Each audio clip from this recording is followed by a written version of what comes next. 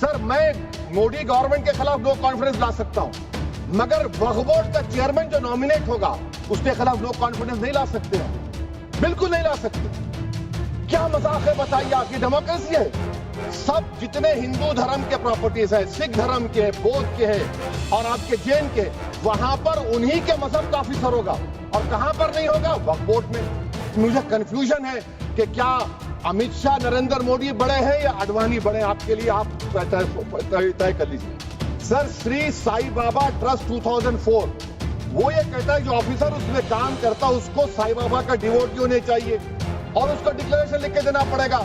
यहां पर हो रहा तो यहां पर क्यों नहीं होगा? क्या सर, मैं किरण रिजिजू से पूछना चाहता हूं, सर दाढ़ी रखे तो मुसलमान प्रैक्टिसिंग है या क्लीन शेव आपकी तरह है? तो या फिर देश के प्रधानमंत्री ने कहा था कपड़े देखकर पहचानो, तो क्या कपड़े देखकर आप कह देंगे? अच्छा, अगर कोई क्रिश्चियन हिंदू धर्म कबूल करता है तो क्या वो मंदिर को नहीं दे सकता प्रॉपर्टी? फिर भारत के संविधान में आर्टिकल 300 क्यों है सर? राइट टू इक्वालिटी क्यों है? फ्रीडम ऑफ रिलीजन क्यों है? अगर कोई प्रॉपर्टी बेचता है, 2 साल की सजा थी, आपने क्या कर दिया? उसको 6 महीने कर दिया। नॉन अवेलेबल था, आपने अवेलेबल कर दिया। तो महात्मा गांधी ने क्या किया? उन्होंने उस कानून को फाड़ दिया। तो मैं गांधी की तरह इस कानून को फाड़ता हूं। ये अनकॉन्स्टिट्यूशनल है सर। इस देश में झगड़े पैदा करने का काम बीजेपी करना चाहती है मस्जिद और मंदिर के नाम पर, इसीलिए मैं इसका कंडेम करता हूं। श्री असाउद्दीन ओवैसी। बहुत बहुत शुक्रिया सर।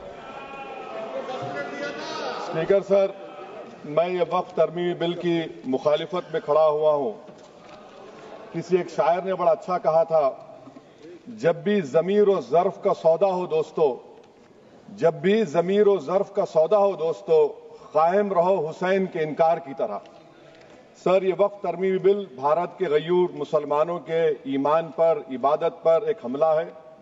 नरेंद्र मोदी की हुकूमत ने इस मुल्क की सबसे बड़ी अक़लियत के खिलाफ एक ऐलान जंग कर दिया और ये जंग ना सिर्फ मेरे जिस्म पर है, बल्कि मेरी आज़ादी पर, मेरी समाजी और माशी मार्जिनलाइजेशन पर है, मेरी शहरियत पर है, मेरे मदरसे, मस्जिदों, खानखाहों को और दरगाहों को निशाना बनाया जा रहा है। और ये हुकूमत सच्चाई को नहीं बयान कर रही है कि ये तरमीमी बिल से मुसलमानों का तहफ़्फ़ुज़, तरक्की और गुर्बत का खात्मा होगा। ये सरासर झूठ है।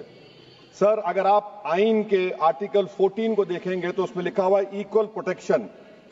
अब आप देख लीजिए सर के हिंदू, सिख और जैन को और बौद्ध को उनके एंडोमेंट में तहफ़्फ़ुज़ मिलेगा क्योंकि उनका एंडोमेंट बाय यूजर बरकरार है और उनका एडमिनिस्ट्रेशन उनके हाथ में होगा। कि गैर हिंदू या गैर उनके मजहब का आदमी दान भी दे सकता है उनके लिए, और एंडोमेंट बोर्ड का तहफ़्फ़ुज़ भी मिलेगा क्योंकि उसके ऊपर ओवरराइडिंग क्लॉज अप्लाई नहीं होगा, लिमिटेशन का कानून उस पर अप्लाई नहीं होगा। उसके बरक्स ऑपोजिट आप देख लीजिए, मुस्लिम वक्फ को वक्फ बाय यूजर निकाल दिया गया।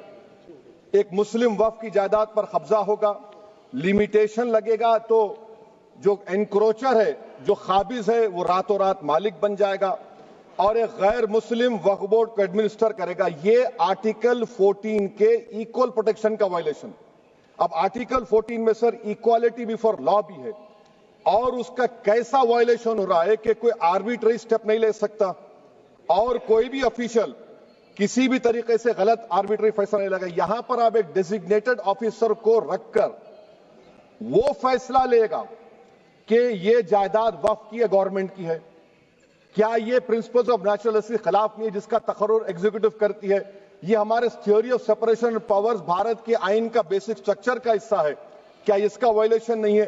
सर, आर्टिकल 25 का वायलेशन कैसे है कि आप मुसलमानों से वक्फ बाय यूजर छीन रहे हैं और फिर आप कर्ब कर रहे हैं वक्फ औलाद को, मगर वहीं पर दूसरे धर्म के मानने वालों को उनके मजहब पर चलने की पूरी इजाजत है।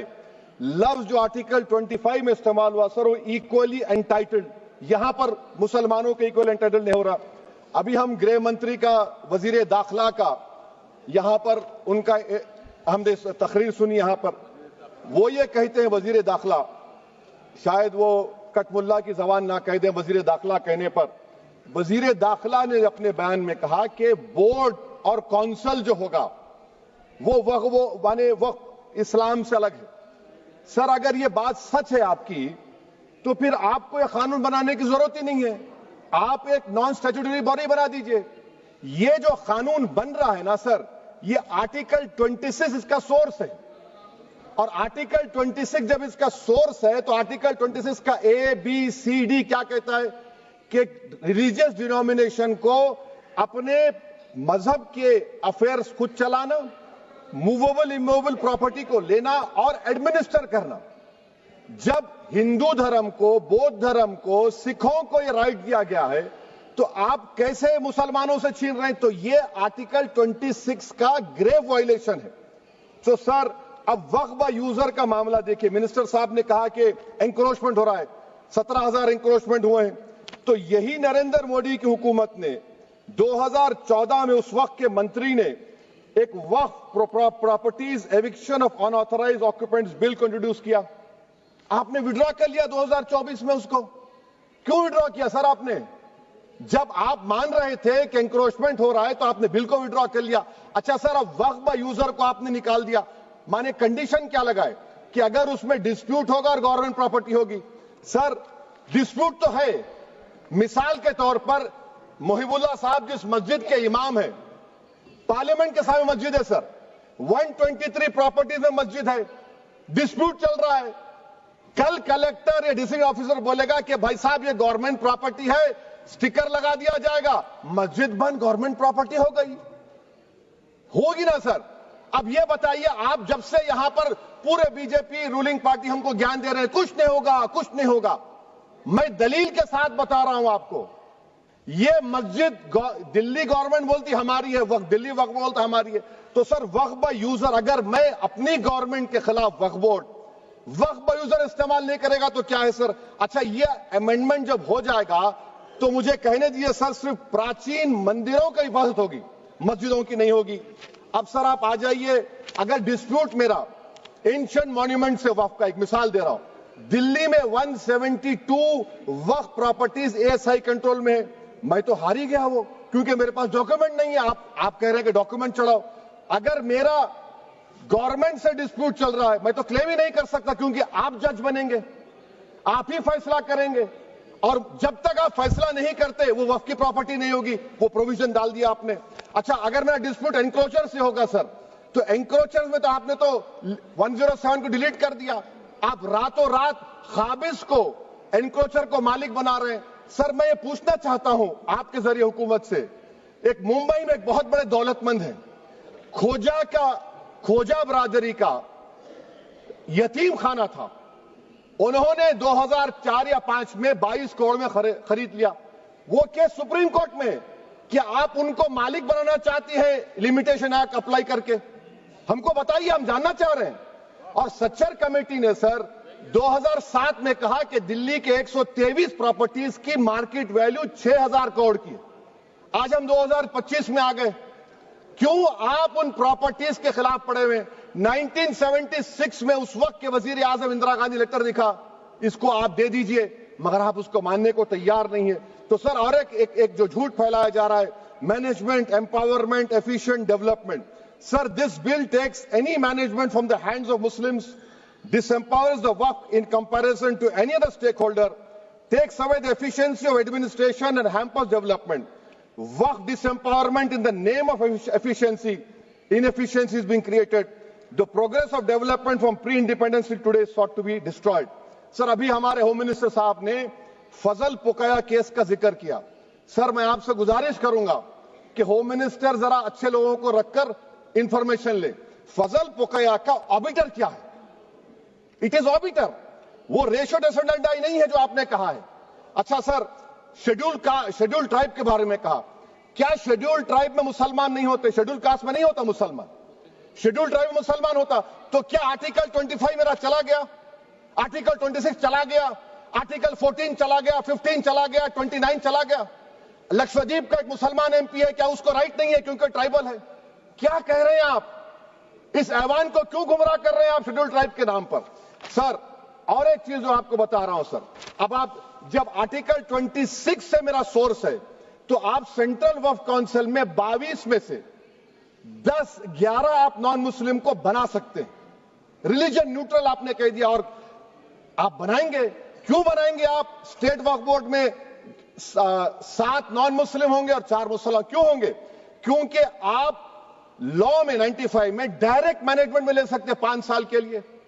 आप वक्फ यूजर को आप कलेक्ट डिस्ट्रिक्ट ऑफिसर बोलेगा ये वक्फ की प्रॉपर्टी नहीं है, तो वो वक्फ बोर्ड खामोश बैठ जाएगा, कुछ एक्शन ही नहीं लेगा, क्योंकि वो आपके प्यादे हैं। अच्छा, जब आप नॉमिनेट करेंगे सर मैं मोदी गवर्नमेंट के खिलाफ नो कॉन्फिडेंस ला सकता हूं, मगर वक्फ बोर्ड का चेयरमैन जो नॉमिनेट होगा उसके खिलाफ नो कॉन्फिडेंस नहीं ला सकते। हम बिल्कुल नहीं ला सकते।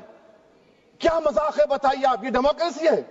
नॉमिनेट भी स्टेट गवर्नमेंट करेगी। वो अगर डिक्टेटर बन जाएगा जैसा आज भारत में हो रहा है तो वो भी नहीं हटेगा।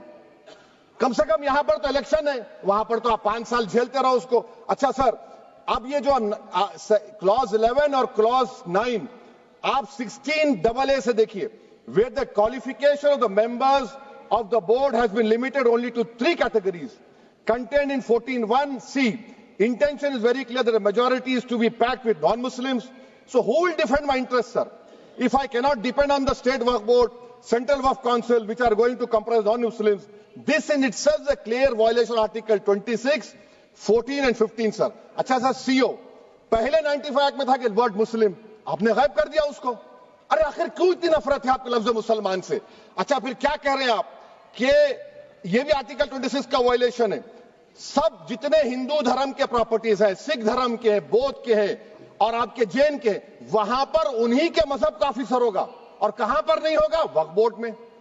वक्फ board is a pure religious institution, इसको समझने की जरूरत है। तो आप ये कर दे रहे हैं सर। अच्छा सर, आप देखिए, अब आप आ जाइए ये ट्राइब्यूनल पर। मुझे समझ में नहीं आया सर कि हमारे होम मिनिस्टर वजीर दाखिला ने क्या कह दिया कि 2013 का जो कानून है वो नहीं बनता तो हम नहीं लेके आते। मैं बड़े अदब के साथ उनसे पूछना चाह रहा हूं कि क्या उस वक्त राजनाथ सिंह साहब, अडवाणी साहब, हमारी लेट सुषमा स्वराज, ये बड़े बड़े नेता यहां बैठे थे? आपने यूनानिमस उस कानून को पास करवा दिया। कीर्ति आजाद थे उस वक्त, अब यहां बैठे हैं वो टीएमसी में। तो क्या आप गलत थे या वो गलत थे? हमको बता दीजिए, आप बता दीजिए। क्योंकि अगर अडवाणी आपके लिए बहुत बड़ा नेता है, मेरे लिए नहीं हो सकते, आपके लिए आपने पद्मश्री दिया उनको। मोहतरमा सुषमा स्वराज की जबरदस्त तकारीर का मैं कायल हूं। वो बैठकर उस 2013 को यूनानिमस पास कर दिए। मुझे कंफ्यूजन है कि क्या अमित शाह, नरेंद्र मोदी बड़े हैं या अडवाणी बड़े हैं? आपके लिए आप तय कर लीजिए। अच्छा सर, आपके tribunal sir, railway Clements tribunal, NGT tribunal, income tax, वैसे 14-15 ट्राइब्यूनल है। हिंदू एंडोमेंट का ट्राइब्यूनल, सबका अपील नहीं होती, रिव्यू होता है। गृह मंत्री सरकार कह रही है कि नहीं, रोक दिए, रोक लगा। कैसे रोक लगाते हैं? रिव्यू और अपील में तो फर्क होता है ना सर। आप ही कह रहे हैं कि पूरे कोर्ट्स में बैकलॉग है और आप अपील कर रहे हैं। अच्छा सर, रिटायर्ड डिस्ट्रिक्ट जज 95 में सिटिंग डिस्ट्रिक्ट जज था, जो एडमिनिस्ट्रेटिव कंट्रोल था सीजीआई साहब, उसको निकाल दिए। अच्छा सर, अब आप अभी हमारे मंत्री साहब ने कहा trust, sir Shri Sai Baba trust 2004, वो ये कहता है जो ऑफिसर उसमें काम करता है उसको साई बाबा का डिवोटी होने चाहिए और उसको डिक्लेरेशन लिख के देना पड़ेगा। यहां पर हो रहा तो यहां पर क्यों नहीं हो रहा? अच्छा सर, आप फिर देख लीजिए, ये आपका हो गया सर। हाँ, अब अमित शाह साहब ने सेक्शन 2A के बारे में कहा और उन्होंने इस बात का इकरार कर लिया कि दाऊदी बोहरा के लिए यह बनाया गया है। मगर मैं आपके जरिए से गवर्नमेंट से पूछना चाह रहा हूं, आपने तो उस प्रोवाइजो में दाऊदी बोहरा का नाम ही नहीं लिखा। आपने उनको भी थैंक यू कर दिया, उनका नाम क्यों नहीं लिखा आपने? और सर, और गवर्नमेंट क्या कर रही है? आप मुस्लिम समाज में जो बेकार किस्म के लोग हैं उनको एक रास्ता बना रहे हैं, एग्जिट दिखा रहे हैं कि तुम्हें वक्त से बचना है तो तुम्हें ट्रस्ट बना लो। ये क्या कर रहे हैं सर आप? कम से कम उन दाऊदी बोहरा को आप दे देते। अच्छा sir, clause 3V section 36 clause 18 देख लीजिए। Oral Waqf, oral appointment has sought to be discontinued even though it is recognized practice in Islam. Muslim personal law is recognized oral waqf and 1937 Shariat Application Act. Sir, आप clause 3(9) पर आ जाइए। 5 साल के लिए मुसलमान। मैं किरण रिजिजू से पूछना चाहता हूं, सर दाढ़ी रखे तो मुसलमान प्रैक्टिसिंग है या क्लीन शेव आपकी तरह है? तो बताइए हमको प्रैक्टिसिंग क्या होगा? अच्छा, किसी को पकड़ के मॉब लिंच कर दिया और बोले कि जीएसआर का नारा लगाया, और वो जीएसआर का नारा लगाया तो क्या मुसलमान रहेगा? नहीं रहेगा। या फिर देश के प्रधानमंत्री ने कहा था कपड़े देखकर पहचानो, तो क्या कपड़े देखकर आप कह देंगे? अच्छा, अगर कोई क्रिश्चियन हिंदू धर्म कबूल करता है तो क्या वो मंदिर को नहीं दे सकता प्रॉपर्टी? फिर भारत के संविधान में आर्टिकल 300 क्यों है सर? राइट टू इक्वालिटी क्यों है? फ्रीडम ऑफ रिलीजन क्यों है? 5 साल कहां से लाएंगे? अच्छा सर, और एक चीज मैं आपको बोल के खत्म कर दूंगा सर। इस बिल में वक्फ औलाद का सर, इसमें आप देखिए clause 432, the creation of waqf औलाद shall not result in denial of inherent rights to heirs including women heirs और the waqif or any other right of person. Sir, ये आर्टिकल 25 का वायलेशन है, शरीयत एप्लीकेशन एक्ट 37 का वायलेशन, आर्टिकल 300A का violation है। अच्छा, हिंदू धर्म में सेल्फ एक्वायर्ड प्रॉपर्टी को एक हिंदू, अब उसके फर्ज के 2 बच्चे हैं, वो एक को अपनी पूरी दौलत दे सकता है, कोई रोक टोक नहीं है। वो कहेगा नहीं मैं घर के बच्चों को नहीं दूंगा, मोहल्ले के गरीब को दे दूंगा, वो भी कोई रोक टोक नहीं है। वहां पर आपको बच्चों की फिक्र नहीं है। जब मैं अपनी प्रॉपर्टी को अल्लाह को मालिक बनाकर दे रहा हूं, आप कह रहे बच्चियों की फिक्र नहीं है। इतनी मोहब्बत आप बिल्किस बानो से दिखा देते तो आपके लिए दुआएं देती आपके लिए। तो सर, आप दूसरी बात आप देख लीजिए सर, आखिरी बात कहकर मैं अपनी बात को मुकम्मल कर रहा हूं सर। नहीं खैर, मैं मुकम्मल कर रहा हूं। स्पीकर साहब बहुत टाइम दे दिए। सर आप देखिए, इसमें अमित शाह साहब बोले कि इतनी प्रॉपर्टीज का कब्जा हुआ, चोरी हुई, ये हुआ। सर, क्लास 2652A सेक्शन, अगर कोई प्रॉपर्टी बेचता है 2 साल की सजा थी, आपने क्या कर दिया? उसको 6 महीने कर दिया। नॉन बेलेबल था, आपने बेलेबल कर दिया। सेक्शन 40 की बात करते हैं। सेक्शन 40 में सर हमको जो ज्वाइंट वर्किंग कमेटी का जो नोट्स दिए, उसमें मिनिस्ट्री ऑफ माइनॉरिटी अफेयर्स ने कहा कि 30 साल में 515 केसेस सेक्शन 40 के, और सिर्फ 8 लोग कोर्ट को गए। वक्फ यूजर का कानून तेलंगाना आंध्रा में है, सेक्शन 40 का कानून तमिलनाडु 63 है, आंध्र प्रदेश में 43 है। और सर आप डायरेक्शन दे रहे हैं। अच्छा, क्लॉज 4218B देखिए सर, आप रूल बना रहे हैं, कोऑपरेटिव फेडरलिज्म के खिलाफ है, इतना रूल बना रहे हैं। और आखिर में सर मैं आपको बताना चाह रहा हूं स्पीकर साहब, ये बिल का मकसद सिर्फ मुसलमानों को जलील और रुस्वा करना है, मुसलमानों को दूसरे दर्जे का शहरी बनाने का इनका मकसद है। सर अगर आप हिस्ट्री को पढ़ेंगे तो महात्मा गांधी उस वक्त के व्हाइट अफ्रीका में सफेद फार्म अफ्रीका के कानून को महात्मा गांधी ने कहा था कि ये मेरा कॉन्शियंस इसको मानता नहीं है, मैं इस कानून को कबूल नहीं करता हूं। तो महात्मा गांधी ने क्या किया? उन्होंने उस कानून को फाड़ दिया। तो मैं गांधी की तरह इस कानून को फाड़ता हूं। ये अनकॉन्स्टिट्यूशनल है सर। इस देश में झगड़े पैदा करने का काम बीजेपी करना चाहती है मस्जिद और मंदिर के नाम पर, इसीलिए मैं इसका कंडेम करता हूं। और मैं आपसे गुजारिश करता हूं कि मैंने अपने 10 अमेंडमेंट दी है, आप इसको कबूल करिए सर, मुझे बोलने का मौका दीजिए और उस पर डिवीजन का मैं डिमांड भी करूंगा। Thank you sir.